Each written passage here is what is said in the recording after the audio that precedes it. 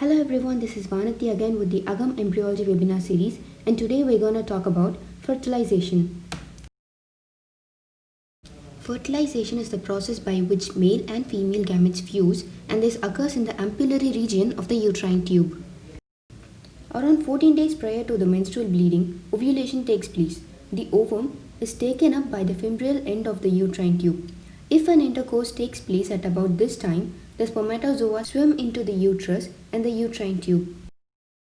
Capacitation takes place immediately after ejaculation, and the factors contributing to the motility of the sperms are propulsive flagellar movement of the tail, muscular contraction of the uterus and the uterine tube, and chemoattractants produced by the ovum.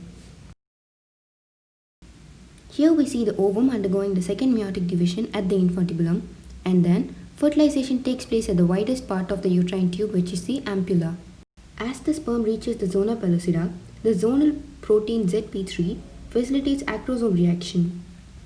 And as soon as one sperm penetrates, zonal blockade takes place and other sperms are prevented from entering the ova. So, the changes that can occur as the sperm enter the oocyte are cortical and zonal reaction, second meiotic division, and metabolic activation of the egg.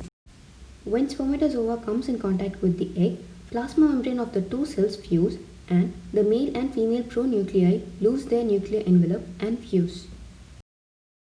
Therefore, results of fertilization are restoration of diploid number of chromosomes, determination of sex, initiation of cleavage.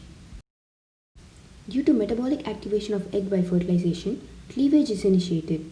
We can see 2-cell, 3-cell, and 4-cell stage divide further and finally form the morula, which has a mulberry appearance. Even at this stage, the morula is still surrounded by the zona pellucida, and some of the cells group into the inner cell mass, and that is completely surrounded by an outer layer of cells. This outer cell mass will later form the trophoblast, and the inner cell mass will give rise to the embryoblast. As morula enters the uterus, interstitial fluid enters the zona pellucida and gets accumulated in the intercellular spaces of the inner cells. And as the fluid quantity increases, trophoblast flattens and the inner cell mass comes to be attached to the inner side of the trophoblast in one region, and we call that side the embryonic pole. So finally, the blastocyst is formed and the cavity of the blastocyst is called the blastocele. And by now, zona pellucida has disappeared, allowing implantation to begin. Finally, blastocyst penetrates into the superficial compact layer of the endometrium and gets implanted in the uterus by around the 6th day of fertilization.